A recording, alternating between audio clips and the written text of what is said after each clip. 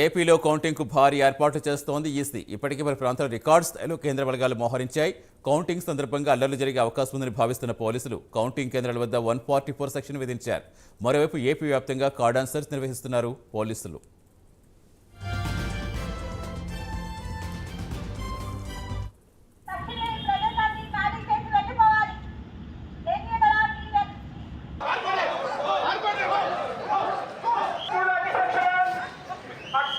తక్షణమే ఇక్కడ నుండి వెళ్లిపోవలను. లేని ఎడల పోలీసు వారు మీపై లాఠీచార్జ్ చేయుదురు.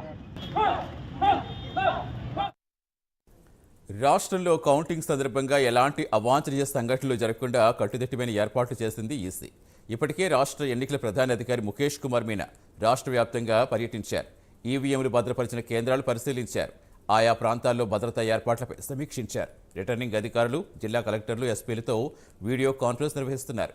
పోలింగ్ సమయంలో, పోలింగ్ తర్వాత రాష్ట్రంలో చోటు చేసుకున్న అవాంఛనీయ సంఘటనల నేపథ్యంలో మరింత కట్టుదిట్టమైన భద్రతా ఏర్పాట్లు చేశారు. కేంద్రం నుంచి అదనపు బలగాలు ఏపీకి వచ్చాయి. కౌంటింగ్ కోసం రికార్డు స్థాయిలో కేంద్ర బలగాలను మోహరించారు.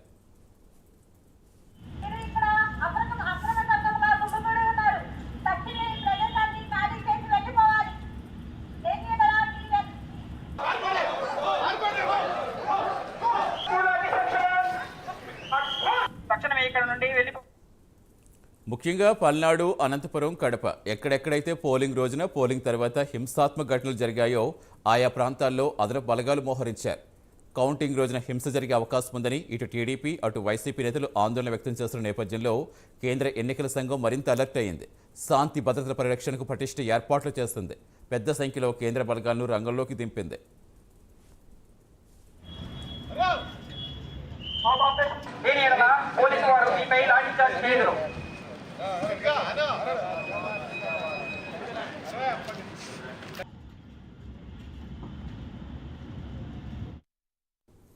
ఇక కృష్ణా జిల్లాలో కట్టుదిట్టమైన భద్రత మధ్య జూన్ 4న ఓట్ల లెక్కింపు జరిపేందుకు అన్ని చర్యలు తీసుకుంటున్నట్టు కలెక్టర్ డీకే బాలాజీ తెలిపారు.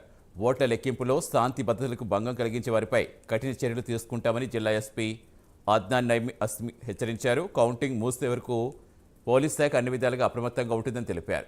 కౌంటింగ్ వేళ చీరాల, బాపట్ల, రేపల్లె, అద్దంకి ప్రాంతాలపై గట్టి నిఘా ఏర్పాటు చేసినట్టుగా బాపట్ల జిల్లా ఎస్పీ ఒకుల్ జిందాల్ తెలిపారు. పల్నాడు జిల్లాలో కౌంటింగ్ ప్రక్రియ సవాలుగా తీసుకున్నట్టు జిల్లా ఎస్పీ మల్లికా గార్గ్ చెప్పారు. కౌంటింగ్ రోజు ఒక్క కేసు నమోదైన రౌడీ షీట్ పెట్టడంలో వెనుకాడబోమని హెచ్చరించారు.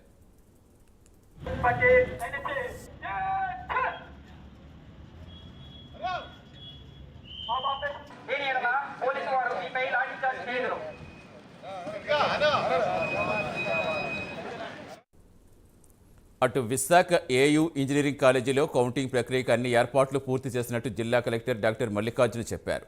మొత్తం 21 కౌంటింగ్ హాల్స్ ఏర్పాటు చేసినట్టు తెలిపారు. కోనసీమ జిల్లాలో ఎన్నికల ప్రక్రియ సజావుగా పూర్తయ్యే విధంగా రాజకీయ పార్టీలు, ప్రజలు అందరూ సహకరించాలని ఏలూరు రేంజ్ ఎన్నికల ఇన్ఛార్జ్ రవిప్రకాష్ విజ్ఞప్తి చేశారు. కౌంటింగ్ హాల్లో ఓట్ల లెక్కింపు సజావుగా, సౌకర్యవంతంగా జరిగేలా ఏర్పాట్లు పూర్తి చేసినట్టుగా వైఎస్ఆర్ జిల్లా కలెక్టర్ విజయరామరాజు చెప్పారు. కడపలో జిల్లా ఎస్పీ సిద్ధార్థ కౌశల్ విస్తృతంగా పర్యటించారు. జూన్ 4న సార్వత్రిక ఎన్నికల కౌంటింగ్ నేపథ్యంలో బందోబస్తు పరిశీలించి పోలీసు అధికారులకు పలు సూచనలు చేశారు. కౌంటింగ్ ప్రక్రియ అవుతుంది. దానికి సంబంధించి పోలీస్ డిపార్ట్మెంట్ తరఫున విస్తృతమైనటువంటి ఏర్పాటు చేయడం జరిగింది. ఎక్కడ ఎటువంటి ఇబ్బందులు రాకుండా, ప్రజలకు ఎటువంటి ఆటంకం కలగకుండా అన్ని చర్యలు తీసుకోవడం జరిగింది. దీంట్లో భాగంగానే ఈ కౌంటింగ్ అయిన రోజు కానీ, మరుసటి రోజు కానీ ఎటువంటి విద్యోత్సవాలకి ఎక్కడ ఎటువంటి పర్మిషన్స్ ఇవ్వబడలేదు. అలాగే ఎక్కడా కూడా ఎటువంటి వ్యక్తులు కూడా వేరే వాళ్ళ పట్ల అనుచితంగా మాట్లాడటం కానీ, లేదంటే ఏమైనా గొడవలు సృష్టించే విధంగా ప్రవర్తించడం కానీ చేస్తే కఠినంగా చర్యలు తీసుకోవడం జరుగుతుంది.